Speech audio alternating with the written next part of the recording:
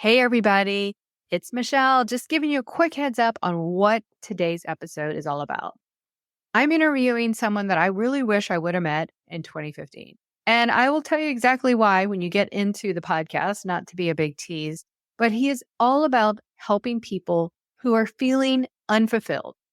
He is the host and producer of the Midlife Fulfilled Podcast. But in the day, he is the vice president of global content marketing at iQor. And he's the author of Marketing 2.0, one of the earliest books on social media marketing. And his most recent book is The Midlife Career Reboot, a workbook style guide for midlife professionals to find their next career chapter, clarity and confidence. Like I said, I really wish I would have met him in 2015. Bernie has been a podcaster since 2013. His latest podcast, the Midlife Fulfilled Podcast, was a podcast that I was on several weeks ago. I'll link in the show notes where we really hit it off. And I knew I had to bring him back to share his story and his framework to go from really stuck and unsure to finding that fulfillment, that path, that proven path, as he tells us, to get there. So today's story is, if you are feeling like you're off on your career, learn from this, learn from the stories, because if that ever happens, we've got answers. And he's also sharing with us the link to download this workbook. I read it. It's really good. It's very well done. So take a look, listen. It's a very short and actionable episode. And I know you're just going to really be so impressed with Bernie and his mission. So with that being said, let's get on with today's conversation.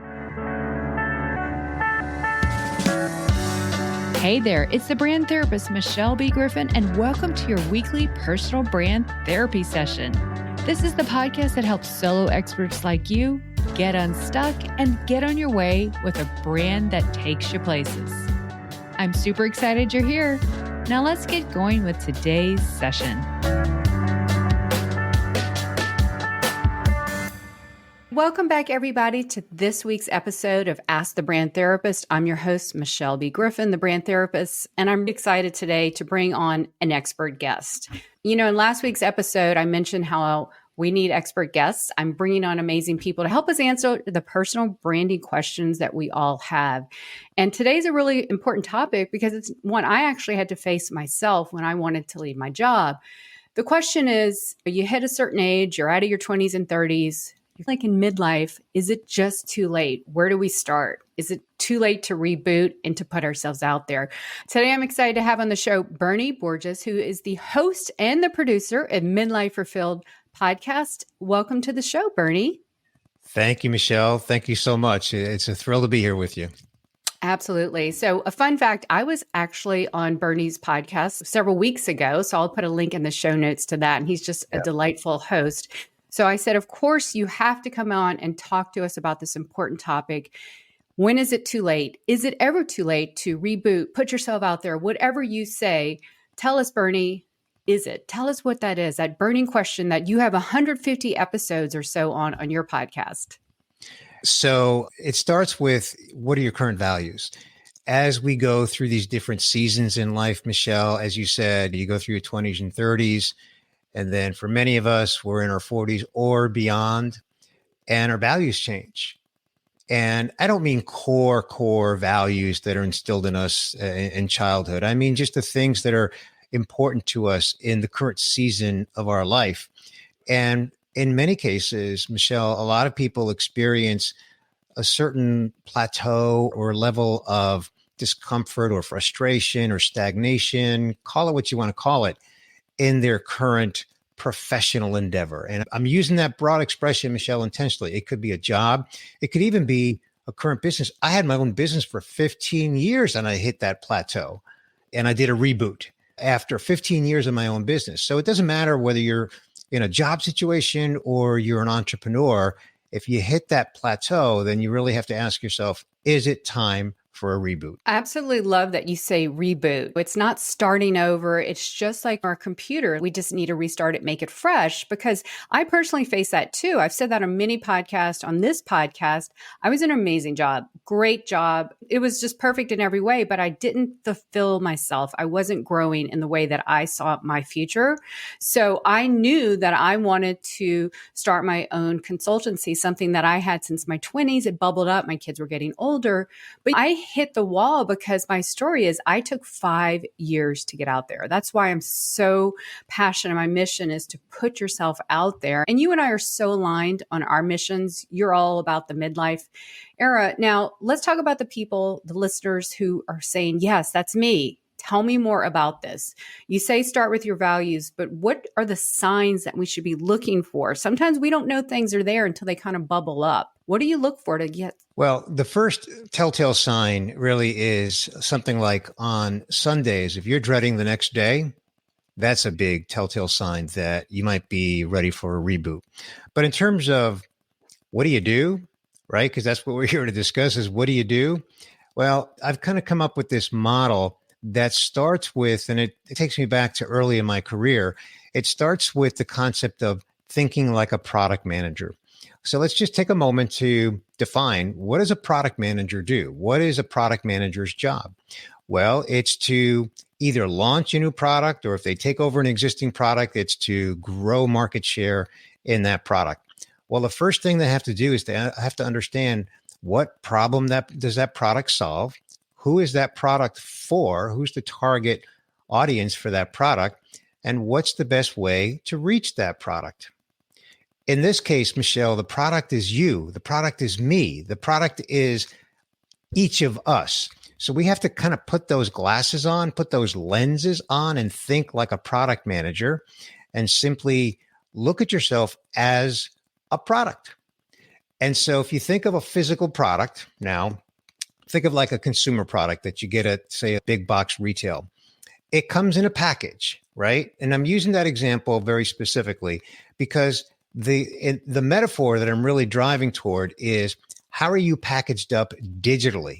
What is your packaging? For many of us, Michelle, as you know, as you said, we're very aligned. For many of us, that's LinkedIn. Mm-hmm. So if you think of yourself as a product, and you think of yourself of how do you define what problem you solve and who is your audience, then you have to go to your LinkedIn profile. If that's where your audience is, hey, if your audience is somewhere else and not on LinkedIn, then just replace LinkedIn with whatever that platform is.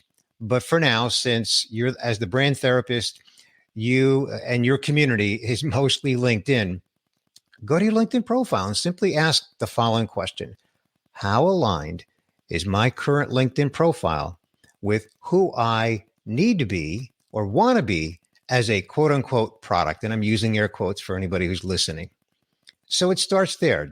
Think of yourself as a product manager and you're the product, and then go to your LinkedIn profile and make sure that you align yourself. And in a lot of cases, Michelle, that requires a pretty significant exercise. That whole reboot concept, you might have to take your LinkedIn profile and completely make it over. Everything from the banner image to even maybe updating your photo, and certainly your headline and your about section and whatever content you put up there in the featured section, et cetera, et cetera, et cetera. You've got to make sure that your LinkedIn profile is aligned with the audience you want to reach. I'll pause there. There's more, but I'll pause there. No, I absolutely love that. And I actually posted about that today, ironically, on LinkedIn. When you know who you are, there is no competition. And it almost is like on LinkedIn, people are scared to show up because they don't know. And so as you're saying, go to LinkedIn and align that. But I even want to say what kept me stuck for 5 years, because I wasn't sure which path I wanted to go on. I could do a lot of different things. And I wasn't sure at that stage in life what really lit me up, where I needed to go. And so there's a lot of some pre-work. There's a lot of what I do as well. In your framework you have, do you address that? Or what are your thoughts on getting clear on what that would be? Yeah, so I actually have a whole workbook on this. And in the workbook, I provide a little template that basically says identify your target audience and identify each and every attribute about your target audience. And don't hold anything back. It's not just facts and figures and demographics, but also psychographics. What are the things that they think about, care about, like to do? Just identify as many attributes as you can about your target audience and build it out. Like I said, I provide a little template model for that. Build it out in something. It could be a CRM, but it can also be just like a spreadsheet, as simple as a spreadsheet. Once you've built it out and you've gone through that exercise of building it out, there's two benefits of that. One is you visually see it. You see what those attributes are. But the fact that you went through the exercise, your brain is processing it now at a different level. And now you can go back to your LinkedIn profile and you can really more readily align your LinkedIn profile in a way that's really aligned with the attributes that you've just identified in that model that you built. This is where you and I are so aligned. I have read your workbook. I've told you how fantastic it is. We will put a link in the show notes, but you are really driven, like I am, to get clear on who you are and then who are you showing up for? Your audience, whatever it is, in what context, because we are here as people and businesses to hopefully solve problems. And so I love that your problem focus get really clear on what keeps them up at night, their desires, their challenges. And I want to add, you can get super clear, but until we really launch that product out there, we don't know. We can do all the market research and everything, but we can't just set it and forget it. We will learn so much by keeping a pulse on our market and our audience. So what do you suggest to that next step? After you've given us a pre-work, I'm going to link to the show notes so people can test that out, get in alignment. What next in your framework? Yeah. So the next step is what I call engage relationally. So once you've identified who your target audience is, now you have to go seek them out. And again, sticking with LinkedIn, which is the world that you and I live in, it's fairly easy on LinkedIn. I say fairly because you can do a whole bunch of different searches, hashtag searches and groups and that sort of thing, and company searches, and identify people. Once you've identified the people who meet those attributes of your target audience, engage relationally. And by that, I simply mean, and you know this because you have a whole community where you do this every day, literally every day, where you're commenting on their posts, you're liking their posts, you're adding value, you're engaging in the conversation. I call it engage relationally because you're looking to actually build some relationships. And then eventually, you can begin to connect with those people. What I find, Michelle, and maybe you see this as well, is that people make the mistake of going right for the connection instead of engaging relationally. And that's why I make a big point of saying, first engage relationally and build some of that KLT, know, like, and trust, and then reach out and connect. And then when first of all, you have a much better chance of making the connection confirmation. Once you make the connection request on LinkedIn, you have a much better chance of getting it if you've engaged relationally. And then once you have made that connection, because again, you've done some relational engaging, then you have a better chance of the final step, which is getting the meeting. Now, meeting can be multiple things. It doesn't have to be a meeting. It can be something else, whatever that outcome is, right? So it could be a call. It could be, hey, let's meet for virtual coffee. You know, I'd like to learn more about X, Y, and Z. And you should know what X, Y, and Z is because you engage relationally with them, right? Or maybe you're offering something, and I don't mean a product or service. I mean something of value, you know, like, hey, Michelle, I noticed this. So I'd like you to know about that, right? Something that's relevant to your world. But if you've done those early steps, those pre-steps, if you will, engaging relationally and then connecting and then waiting a little time. I usually suggest waiting 1 to 3 days before you actually do that follow-up so that you don't appear overly aggressive or overly anxious about it. But those people are going to go back to your profile if you've done the early homework in the first part of the process that we've discussed here, Michelle, which is to align your LinkedIn profile with who you are, your value proposition, and then what your target audience cares about. Then all the other steps, the relational engagement and the connecting and the outreach after that, have a much, much better chance of being successful for you. And if you do that consistently, you dramatically increase your success rates. That's exactly putting yourself out there, the power and the payoff. And it's an organic thing. It's not forced. We see that too much on LinkedIn. You can almost see right through those people. It's kind of like when you and I met. I believe that you heard me on another podcast. That's right. We connected, we talked, and we just built a relationship. I was excited to be on your podcast. Here you are on mine. And that is an example right then and there of and we were both aligned. And I think that's what really attracted the networking relationship. Wow, you think that too? I do too. And so by putting yourself out there completely on who you are, who you're showing up for, everything about you, it just is your antenna to connect with those people you're here to connect, which is not everyone, I might add too. So quality over quantity is what you're saying here as well. So I totally identify with that. Yeah, but thoughtful quality, like putting a plan behind it and it being a thoughtful process. And I'll take it back to the beginning of the conversation. I mentioned early in this conversation that I had my own business for 15 years. And I reached a point where I just felt that it was time for a reboot. It was not a comfortable feeling, Michelle. For most of those 15 years, I was in the groove. I was, making it happen and things were pretty good. But at some point, I reached this plateau and I couldn't break through the plateau. And I kept asking myself, should I do something? Should I? And eventually I just said, yeah, I need to. I need to stop putting it off. And so I've walked in those shoes. And I'm well into my midlife. And so I want to encourage anyone who's listening, whatever stage of life you're in, if that's an emotion that you're dealing with, and by the way, I characterize that as an emotion because it is. Let's call it what it is. Then don't deny it and know that you can take some action, but it needs to be thoughtful action. And that's really what this whole conversation is about.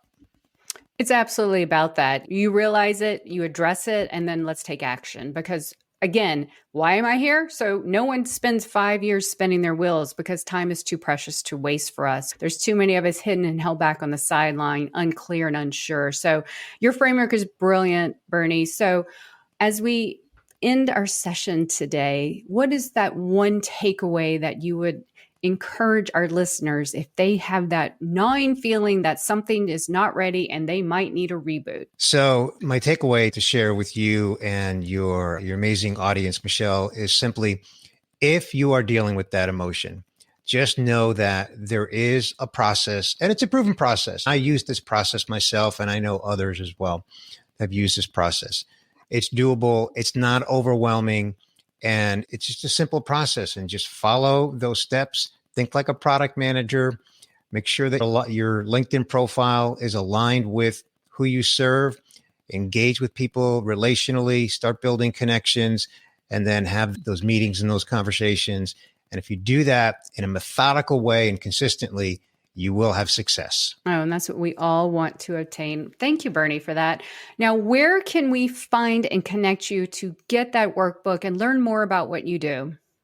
Sure. Just go to midlifefulfilled.com. So that's fulfilled past tense, midlifefulfilled.com. And it's right there. Yes. And then you can get the workbook and you can follow Bernie on LinkedIn and his page. I know he puts out a lot of content, actually all over, not just on LinkedIn, but you also post about the podcast on Instagram as well, correct? So Bernie, thank you so much for being a guest and sharing your amazing framework that is going to help so many people. Not only that, it's simple and it's actionable. And that's what I'm all about, to help my listeners answer these questions that are gnawing inside them, because the answers are really in us. We just need to get them out there. So until next week, everybody, I'll be back with another session. Take care. That's a wrap for today's brand therapy session. Need help with your personal branding journey? Then head on over to thebrandtherapist.io and grab my free resources to get going today with your brand. And until next time, keep putting yourself out there. You have a brand to build, a message to share, and people to impact. Take care, everyone. I'll talk to you soon.